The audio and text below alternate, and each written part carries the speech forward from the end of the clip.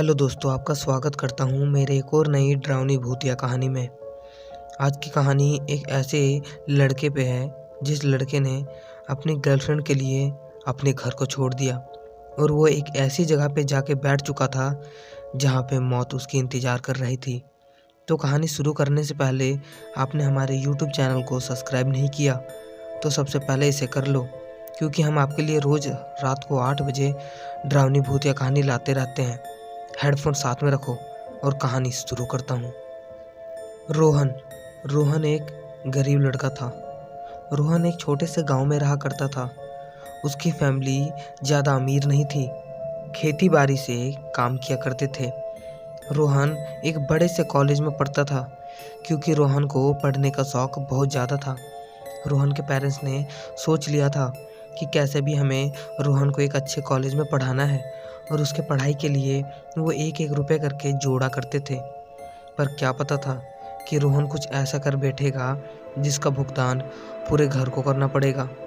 रोहन अपने कॉलेज जाते जाते उसे 3 महीने बीत चुके थे, पर अभी तक रोहन की पढ़ाई सही चल रही थी। और एक दिन उसी कॉलेज में जब रोहन जाता है और अपने सीट पर बैठा ही हुआ था, तभी टीचर के साथ एक लड़की आती है। उस लड़की का नाम नेहा था। नेहा इस कॉलेज की अब सबसे सुंदर लड़की थी क्योंकि नेहा सबसे अच्छी दिखती थी। रोहन उसे देखता है तो रोहन को वो लड़की पसंद आ जाती है। रोहन सोचता है क्यों ना मैं इस लड़की से बात कर लूँ, पर वो लड़की किसी से बात ही नहीं किया करती थी। पर धीरे धीरे रोहन ने उससे बात करना शुरू कर दिया। नेहा और रोहन की धीरे धीरे दोस्ती होती जा रही थी और एक दिन रोहन और नेहा की अच्छी दोस्ती हो गई। रोहन एक ही मौके में था कि जब अच्छा मौका मिले तो रोहन उसे प्रपोज कर देगा। रोहन बार बार इसी चीज़ को सोचा जा रहा था और फिर रोहन और नेहा कई बार घूमने के लिए साथ जाया करते थे, कभी पार्टी करने तो कभी एक जगह पे जंगलों में शांति से बैठने के लिए, जिसके कारण उन्हें कोई डिस्टर्ब ना कर पाए और वो दोनों अच्छे से बात कर सके। दोनों में अच्छी दोस्ती थी। अब नेहा के मन की बात कौन जानता था। रोहन ने सोचा क्यों ना अब मैं प्रपोज ही कर दूं। और फिर एक दिन रोहन अच्छा समय दे करके नेहा को प्रपोज कर देता है। नेहा कहती है, रोहन मुझे अभी टाइम लगेगा सोचने के लिए। कोई भी ऐसे बोल दे और तुम तो मेरे बेस्ट फ्रेंड हो, मुझे टाइम दो। रोहन कहता है ठीक है, मैं तुम्हें अभी फोर्स नहीं कर रहा, तुम्हारा मन हो तभी। उसके बाद कुछ दिनों के बाद नेहा ने भी रोहन को बोल दिया ठीक है और दोनों फिर बॉयफ्रेंड गर्लफ्रेंड बन जाते हैं। उन दोनों में बहुत अच्छी प्रेम थी। पूरे कॉलेज को यह बात पता लग चुकी थी कि रोहन और नेहा एक दूसरे को लाइक करते हैं और अब तो प्यार भी करते हैं। धीरे धीरे उनकी प्यार सीरियस में बदलती गई और फिर नेहा कहती है, रोहन हमें शादी कर लेनी चाहिए। रोहन इस बात को सुन के थोड़ा चौंक चुका था क्योंकि रोहन के पेरेंट्स उसे यहाँ पढ़ने के लिए भेज रहे थे और रोहन को पता था कि रोहन की घर की स्थिति बहुत ज़्यादा ख़राब है, तो वो नेहा को अपने घर में रखेगा कैसे, क्योंकि नेहा उस कॉलेज की बहुत अच्छी और बहुत पैसे वाली लड़की थी।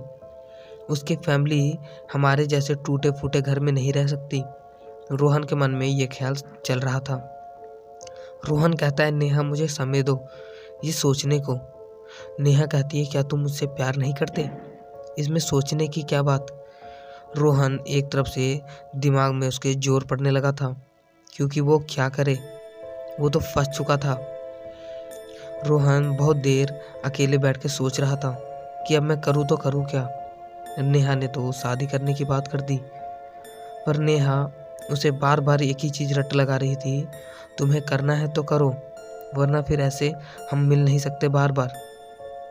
रोहन कहता है, तुमने क्या अपने पेरेंट्स से बात किया।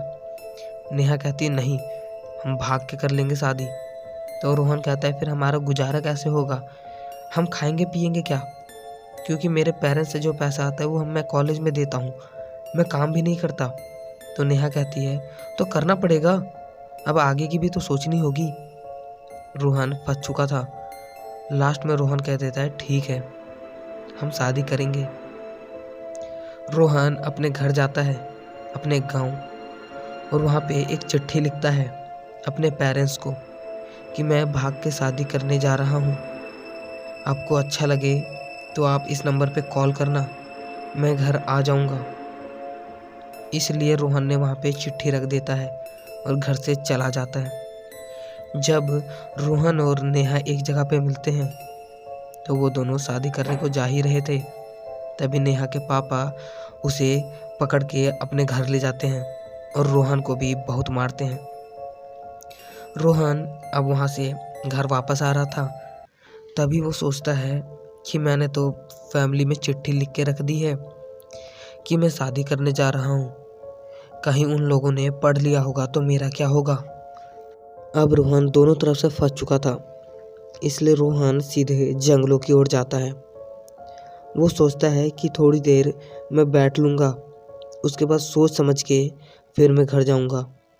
मैं वो बोल दूँगा कि मैंने मजाक से लिखा था, या फिर अपनी गलती मान लूँगा, पर ऐसा होता तब ना। रोहन जंगलों की ओर जाने लगता है। उसे कुछ समझ नहीं आ रहा था, तभी उसके मोबाइल पे एक कॉल आता है। वो कॉल नेहा की थी। नेहा कहती है, रोहन मैं तुमसे प्यार नहीं करती, तुम जैसे गरीब लड़के से कौन प्यार करेगा, तुम मुझे भूल जाओ। और इतना बोल के नेहा कॉल काट देती है। हो सकता है ये नेहा के पापा ने उसे फोर्स करके बुलवाया हो। रोहन के मन में यही चल रहा था।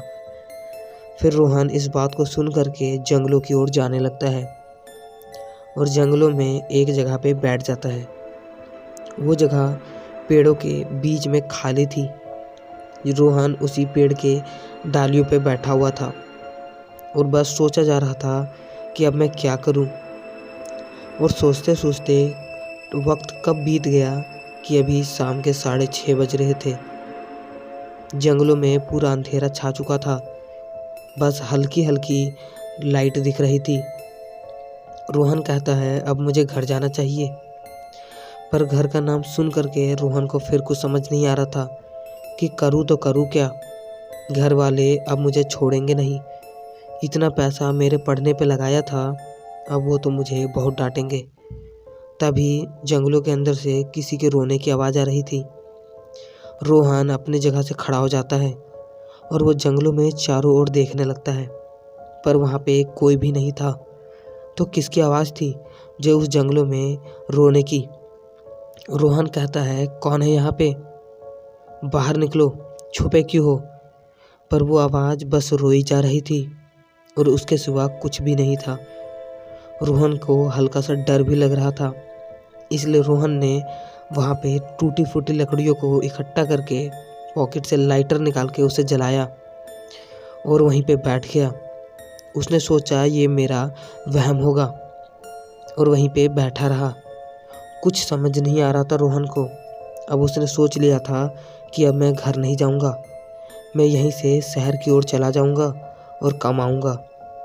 जब पैसे होंगे तो कभी घर आऊंगा, वरना फिर शहर में ही रहूंगा। तभी फिर से किसी के रोने की आवाज़ सुनाई देती है। रोहन समझ चुका था कि यहाँ पे ये मेरा वहम नहीं, ज़रूर कुछ ना कुछ गड़बड़ है। और तभी वहाँ पे एक सफ़ेद रंग की साड़ी में एक औरत खड़ी दिखती है।